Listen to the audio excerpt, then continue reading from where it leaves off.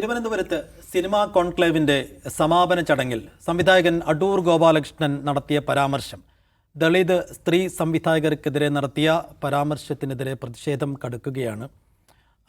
ഈ ദളിത് സ്ത്രീ സംവിധായകർക്ക് സിനിമ നിർമ്മിക്കാൻ വേണ്ടി സർക്കാർ നൽകുന്ന ഗ്രാൻഡ് ആ തുക കൊടുക്കുന്നതിന് മുമ്പ് അവർക്ക് ആവശ്യമായ ട്രെയിനിങ് പരിശീലനം നൽകണമെന്നാണ് അടൂർ പറഞ്ഞത്.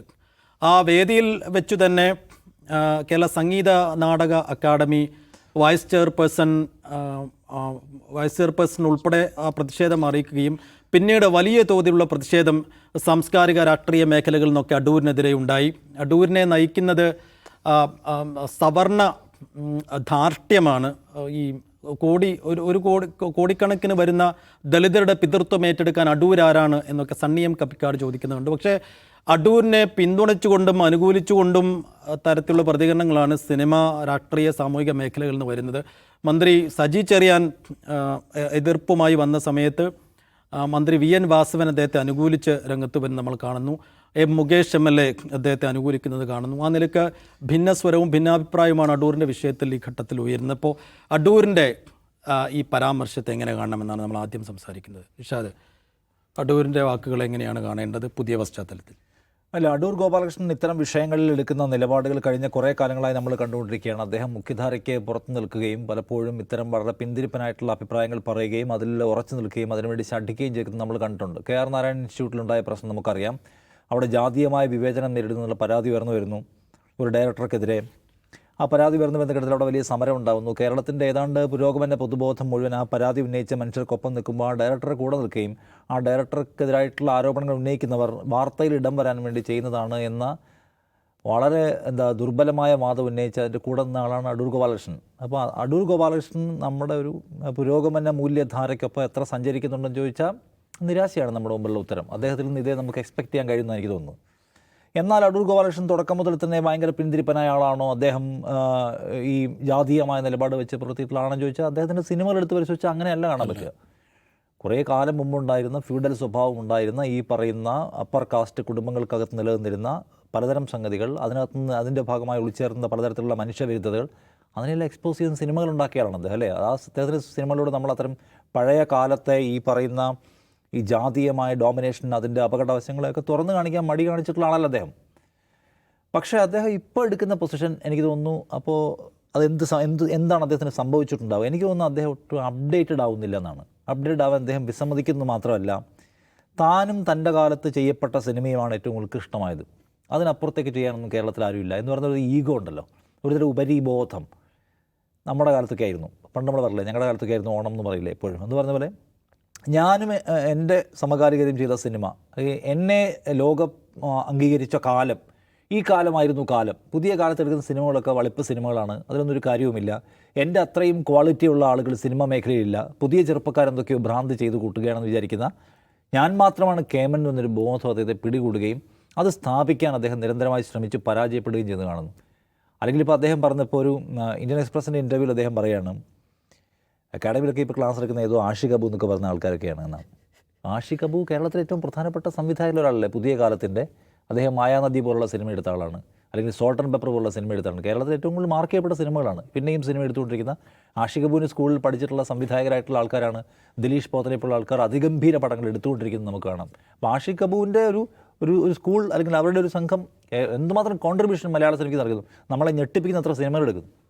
ഇദ്ദേഹത്തിന് ആഷിഖ് കപൂറിനെ പറ്റുന്നില്ല. ആഷിഖ് കപൂറിനെ പറ്റുന്നില്ല എന്ന് വെച്ചാൽ ആഷിഖ് കപൂറിൻ്റെ കൂടെയുള്ള ദിലീഷ് പോത്തനെയോ അല്ലെങ്കിൽ ഈ പറയുന്ന പല ആളുകളെയോ ഒന്നും അദ്ദേഹത്തിന് പറ്റണമെന്നില്ല.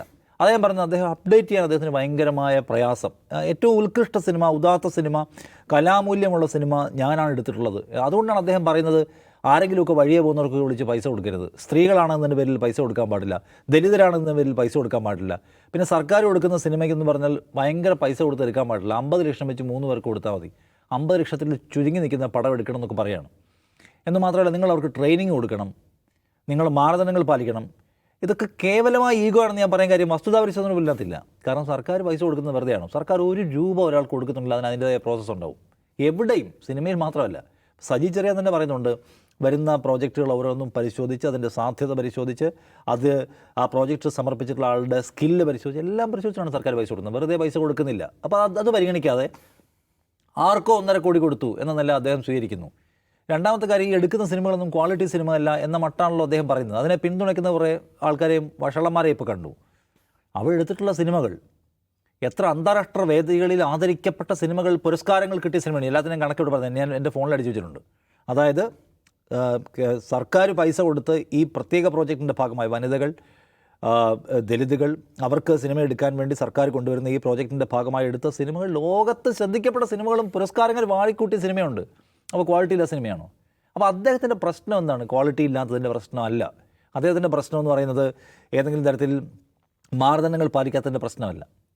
അദ്ദേഹത്തിനൊരു ഈഗോ പിടിപെട്ടിരിക്കുകയാണ്. ഞാനല്ലാതെ ആരെക്കൊണ്ടും പറ്റില്ല. പിന്നെ ഈ ജാതി ഉറപ്പായിട്ടും വർക്ക് ചെയ്യുന്നുണ്ടാവും, ഇല്ലയെന്ന് പറയാൻ പറ്റില്ല. ഞാൻ ഉണ്ണിത്താനാണ്, പക്ഷേ ആ പേര് വെട്ടിക്കളഞ്ഞല്ലോ അദ്ദേഹം പറയുന്നുണ്ട്. ആ വാക്ക് കേൾക്കുമ്പോൾ അറിയാം അത് എൻ്റെ പേരിനൊപ്പം ഉണ്ണിത്താൻ ഉണ്ടായിരുന്നുള്ള വാക്കല്ല അദ്ദേഹം പറയുന്നത്, വാചകമല്ല. ഞാൻ ഉണ്ണിത്താനാണ്, പക്ഷേ ഞാനത് ഒഴിവാക്കി തന്നെ പണ്ടേ. എന്നെയാണോ ജാതിയെക്കുറിച്ച് പറയുന്നതെന്ന് ചോദിച്ചാൽ അദ്ദേഹം ശ്രീനാരായണ ഇൻസ്റ്റിറ്റ്യൂട്ട് ഫിലിം സ്കൂളിൽ നടന്ന സംഭവത്തെ പിന്തുണയ്ക്കുന്നു. ഇവിടെ പുഷ്പവതി എന്നുള്ള ഗായിക എഴുന്നേറ്റുകൊണ്ട് പ്രതിഷേധിക്കുകയാണ്. ആ പ്രതിഷേധിക്കുന്നതിനെക്കുറിച്ചുള്ള മാധ്യമങ്ങളോട് അദ്ദേഹം പറഞ്ഞത് എന്താണ്? വഴിയെ പോകുന്ന ഏതെങ്കിലും സ്ത്രീകൾക്ക് കയറി വരാനുള്ള സ്ഥലമാണ് കോൺക്ലേവ് എന്നാണ്. 22-23 വർഷത്തോളമായി കേരളത്തിൽ പാട്ടുപാടുന്ന വിവിധ സംഗീത മേഖലകളിൽ പ്രാവീണ്യം തെളിയിച്ചിട്ടുള്ള പുഷ്പവതി, പിന്നെ അവർ മുന്നോട്ട് വെക്കുന്ന പൊളിറ്റിക്സ്, അവർ സംഗീത നാടക അക്കാദമിയുടെ ഉപാധ്യക്ഷ, ഇത്രയുള്ള ആൾ വഴിയെ പോകുന്ന ആളാണോ? അപ്പോൾ അദ്ദേഹത്തിന് അവരെ അറിയില്ല എന്ന് കരുതുക. അറിയില്ലെങ്കിൽ എന്താ കുഴപ്പം? ഔട്ട്ഡേറ്റഡ് ആണ്, പുറത്ത് നിൽക്കേണ്ട ആളാണ് അർത്ഥം. പുതിയ കാലത്തിൻ്റെ ചുവരെഴുത്ത് കാണാത്ത, പുതിയ സംഗീത ശാഖ എന്താണെന്ന് അറിയാത്ത, പുതിയ സിനിമ എന്താണെന്ന് അറിയാത്ത, ഈ നമ്മുടെ പുതിയ സിനിമാ മേഖലയിൽ കീ പ്ലെയേഴ്സ് ആയിട്ടുള്ള ആളുകൾ ആരാണെന്ന് അറിയാത്ത മനുഷ്യന്മാർ കൂടുതൽ ശബ്ദിക്കാതെ മാറിയിരിക്കണം. കാരണം ലോകം മുന്നോട്ട് പോയിക്കൊണ്ടിരിക്കുക വേഗത്തിൽ. പഴയ 4 സിനിമ എടുത്തതിൻ്റെ അതിൻ്റെ പേരിൽ അന്താരാഷ്ട്ര വേദിയിൽ എന്തെങ്കിലും കിട്ടിയതിന് കഥയല്ല പറഞ്ഞത്. ഞാൻ പറഞ്ഞത് അതുവരെ ഓക്കെ ആയിരുന്നു. പക്ഷേ ഇപ്പോൾ പുഷ്പവതി അദ്ദേഹം അപമാനിക്കാൻ തയ്യാറായി വരികയാണ്. ആരാണ് അവരെ എംപവർ ചെയ്തത്? ഞാൻ സംസാരിക്കുമ്പോൾ ഉണ്ടായിരുന്നാണ്. അപ്പോൾ ജനാധിപത്യം എന്ന് പറയുന്ന വാക്കിൻ്റെ അർത്ഥം അറിയത്തില്ല. ഗവൺമെൻറ് എന്തിനാണ് ഇങ്ങനെ ഒരു പ്രോജക്റ്റ് കൊണ്ടുവന്നിരിക്കുന്നത്? ഇന്ത്യയിൽ തന്നെ ആദ്യത്തെ ഏക പ്രോജക്റ്റാണ്. ദലിതുകൾ, സ്ത്രീകൾ, അവരെ എംപവർ ചെയ്യുന്നതിൻ്റെ ഭാഗം എന്തിനാണ് അത് കൊണ്ടുവന്നത്?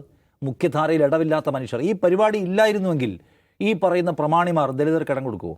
അവരെ കൊണ്ട് പടം ചെയ്യിപ്പിക്കുമോ? അവരുടെ സ്ക്രിപ്റ്റ് സിനിമയാക്കുമോ? അവരെ കൊണ്ട് സംവിധാനം ചെയ്യിക്കുമോ? ഇനി പോട്ടം തന്നെ ചെയ്യാമെന്നാൽ അവരുടെ ഒരു മൂലധനം ഉണ്ടോ? പൈസ ഉണ്ടോ? ഇല്ല. അപ്പോൾ ഇവരെല്ലാ മുഖ്യധാരയിൽ നിന്നും ആട്ടിയകറ്റപ്പെടുന്നതുകൊണ്ടാണ് നമ്മൾ വിദ്യാഭ്യാസത്തിലും തൊഴിലിലും എല്ലാ മേഖലയിലും അവരെ കൊണ്ടുവരാനുള്ള പ്രോജക്റ്റുകൾ സംവരണം എന്ന പേരിലൊക്കെയും കൊണ്ടുവരുന്നത്. അപ്പോൾ ഈ ഗവൺമെൻറ് ഓഫ് കേരള അത് നടപ്പിലാക്കുന്നത് ഈ പ്രമാണിമാരൊന്നും കൂടി ദലിതരുടെ പ്രാതിനിധ്യം ഉറപ്പാക്കത്തില്ല എന്ന് ഉറപ്പുള്ളതുകൊണ്ടാണ് 1.5 കോടി കൊടുക്കുന്നത്. ആ 1.5 കോടി 2 പേർക്ക് ഒരു വർഷം കൊടുക്കുന്നില്ല. ആ പൈസ കൊണ്ടുവന്ന് അവർ പടം ചെയ്യുന്നു. ഇല്ലെങ്കിൽ ആ ചെയ്യാൻ പോകുന്നില്ല, വെറുതെ ഒഴുക്കിക്കളയല്ല. അപ്പോൾ ഇതിൻ്റെ പ്രശ്നം ദലിതർ അകറ്റപ്പെടുന്നതിനെക്കുറിച്ച്, അവർക്കിടം കിട്ടാത്തതിനെക്കുറിച്ച്, അവരെ ആസൂത്രിതമായി അകറ്റപ്പെടുന്നതിനെക്കുറിച്ചുള്ള ചരിത്രബോധമോ വർത്തമാനബോധമോ ഇല്ലാത്ത ഒരു മനുഷ്യൻ, ഞാനാണ് ഏറ്റവും ഉത്കൃഷ്ടമായ സിനിമ ഉണ്ടാക്കുന്നത് എന്ന് സ്വയം വിചാരിക്കുന്ന ഒരാൾ, പിന്നെ ഇത്തരം എന്താ സുപ്രീമസി, ഞങ്ങളുടെ കാലത്തേതാണ് സിനിമ, ഇപ്പോൾ ഉണ്ടാക്കുന്ന സിനിമയാണെന്ന് തോന്നുന്ന ഒരാൾ. അപ്പോൾ ആളുകൾക്ക് എന്താ പറയുക, ഒരുതരം സഹതാപമാണ് തോന്നുക. കാരണം ഇപ്പോഴത്തെ സിനിമക്കാരെ ആക്ഷേപിക്കുക എന്ന് വെച്ചാൽ ഇപ്പോഴത്തെ സിനിമക്കാർ വളരെ പോപ്പുലറും വലിയ തോതിൽ സ്വീകരിക്കപ്പെടുകയും സിനിമയെ നിരന്തരം മാറ്റിക്കൊണ്ടിരിക്കുകയാണ് അവർ. സിനിമയ്ക്ക് അങ്ങനെ നിയതമായി സേഫു കല എന്ന് പറയുന്ന സംഗതിക്ക് കലയ്ക്കും സാഹിത്യത്തിനും നിയതമായ ഒരു രൂപമേ ഇല്ല. അത് ഓരോ കാലത്തും അതിവേഗത്തിൽ ചെതറി മാറിക്കൊണ്ടിരിക്കും. അപ്പോൾ അതൊന്നും അംഗീകരിക്കാത്ത മനുഷ്യർ ഇങ്ങനെ എന്തെങ്കിലും പ്രസ്താവന നടത്തുകയും പരാജയപ്പെടുകയും ചെയ്യും. ദലിതരുടെ, സ്ത്രീകളുടെ ഉന്നമനവും മുഖ്യധാരയിലേക്കുള്ള അവരുടെ വരവും ആർക്കും തടുത്തു നിർത്താൻ പറ്റില്ല. ഇനിയുള്ള കാലത്ത് ഒരാൾക്കും തടുത്തു നിർത്താൻ കഴിയില്ല. കാരണം അവർ അവകാശബോധമുള്ളവരാണ്. പുതിയ ഈ കാലവും അവരുടെ അവകാശത്തെക്കുറിച്ച് കണിസാനുള്ളവരാണ്. അവർക്കും തുല്യമായ ഇടമുണ്ടെന്ന് വിചാരിക്കുന്ന ബഹുഭൂരിപക്ഷം മനുഷ്യരുള്ള നാടാണ് ഇപ്പോൾ കേരളം. അതുകൊണ്ട് അവരുടെ വരവിനെ തടുത്തു നിർത്താൻ ഈ വക കാരണവർ ഭർത്താനുമായി ആര് വന്നാലും ഞാൻ വിചാരിക്കുന്നത് കേരളം ഒട്ടാകെ അതിനെ തള്ളിക്കളയുക. അതിൻ്റെ കാഴ്ച നമ്മൾ കാണുന്നത്. ഗവൺമെൻറ് പോലും സജി ചെറിയാൻ പോലും സ്പോട്ടിൽ പ്രതികരിക്കുന്നുള്ളത് അതിൻ്റെ എന്താണ് നമ്മുടെ കേരളത്തിൻ്റെ മൂടെന്ന് വ്യക്തമാക്കുന്നതാണ്.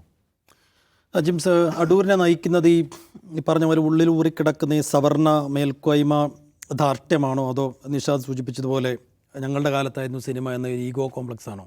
ഉള്ളിൽ ഊറിക്കിടക്കുന്നതെന്ന് പറയാൻ പറ്റില്ല. കാലാകാലങ്ങളായിട്ട് മലയാളികൾ പരസ്യമായി പ്രകടിപ്പിക്കുന്ന ചില കാര്യങ്ങളാണ്. അത് അടൂരിൻ്റെ കാലത്തൊക്കെ അത് സ്വീകാര്യമായിരുന്നു. കാരണം അത് ആധുനികതയുടെ കാലമാണ്. ഇത് ഉത്തരാധുനികതയുടെ കാലമാണ്. ആധുനികതയുടെ കാലത്ത് എന്താണ്? ഇപ്പം മലയാള സിനിമ തന്നെ എടുത്തു നോക്കുക. മലയാള സിനിമയിൽ വളരെ പ്രോഗ്രസീവായിട്ടുള്ള എലമെൻറ്റ്സ് ആ കാലത്തുണ്ട്. മലയാള സിനിമയുടെ തുടക്കം മുതൽ തന്നെ ജാതി വിരുദ്ധമായ, ഫ്യൂഡൽ വിരുദ്ധമായ പല എലമെൻറ്റ്സും ഉണ്ട്. അപ്പോൾ നമ്മൾ വിചാരിക്കുക അത് പുരോഗമനപരമാണല്ലോ. ഓക്കെ, ഒരു കാലത്ത് പുരോഗമനപരമായിരുന്നു പലതും. പിൽക്കാലത്തെ വായനയിൽ അത് എന്താണ് റിഗ്രസീവായിട്ട് നമുക്ക് ഫീൽ ചെയ്യും. അങ്ങനെ അതുകൊണ്ടാണ് അത് ഓരോ കാലഘട്ടത്തിൻ്റെ വായനയാണ്. പല ശബ്ദങ്ങളും കേൾക്കപ്പെടാതിരിക്കുകയും പിന്നീട് ആ ശബ്ദങ്ങൾ കേൾക്കപ്പെടുകയും ചെയ്യുമ്പോൾ അതുവരെ മഹത്തരമെന്ന് കൊണ്ടാടി വാഴ്ത്തപ്പെട്ടിരുന്ന പല കാര്യങ്ങളും റിഗ്രസീവായിട്ട് നമുക്ക് തോന്നുന്നത് അത് കാലം മാറുന്നതുകൊണ്ടാണ്. ആ കാലം മാറിയിരിക്കുന്നു, അത് അടൂർ അറിഞ്ഞിട്ടില്ല. ഒന്ന് ഈ അദ്ദേഹത്തിൻ്റെ ഈ നിഷാദ് പറഞ്ഞ സംഭവം ഉണ്ടല്ലോ, ഞാൻ ജാതിവാൽ മുറിച്ച ആളാണ്, എന്നെ ജാതിയെക്കുറിച്ച് പഠിപ്പിക്കേണ്ട എന്ന് പറയുന്ന ആ ഒരു പർട്ടിക്കുലർ സെൻറ്റൻസിൽ തന്നെ ഉണ്ട് എന്താണ് അദ്ദേഹത്തിൻ്റെ ജാതിബോധം എന്നുള്ളത്. ഈ കോൺക്ലേവിൽ അദ്ദേഹത്തിൻ്റെ പ്രസംഗം പല കാരണങ്ങളാൽ പ്രോബ്ലമാറ്റിക്കാണ്. ഒന്നത് ദളിത് വിരുദ്ധമാണ്, 2 സ്ത്രീ വിരുദ്ധമാണ്, 3 തൊഴിലാളി വിരുദ്ധമാണ്. ദളിത് വിരുദ്ധമാണെന്ന് വെച്ച് കഴിഞ്ഞാൽ ഇപ്പോൾ അദ്ദേഹം പറയുന്നതാണ്, ഇപ്പോൾ സ്ത്രീകൾക്കും ദളിതുകൾക്കും വേണ്ടിയുള്ള ഒരു KSFDC ഒരു ഫിലിം പ്രൊജക്റ്റ്, ആ പ്രൊജക്റ്റിൽ വരുന്നവർക്കൊക്കെ സിനിമ അറിയാമോ? ഇന്ന് അദ്ദേഹം കൂടുതൽ വിശദീകരിക്കുന്നത് അവർക്ക് അക്ഷരജ്ഞാനം വേണ്ടേ എന്നാണ്. അക്ഷരജ്ഞാനം വേണ്ടേ എന്നൊക്കെ ചോദിക്കുന്നു.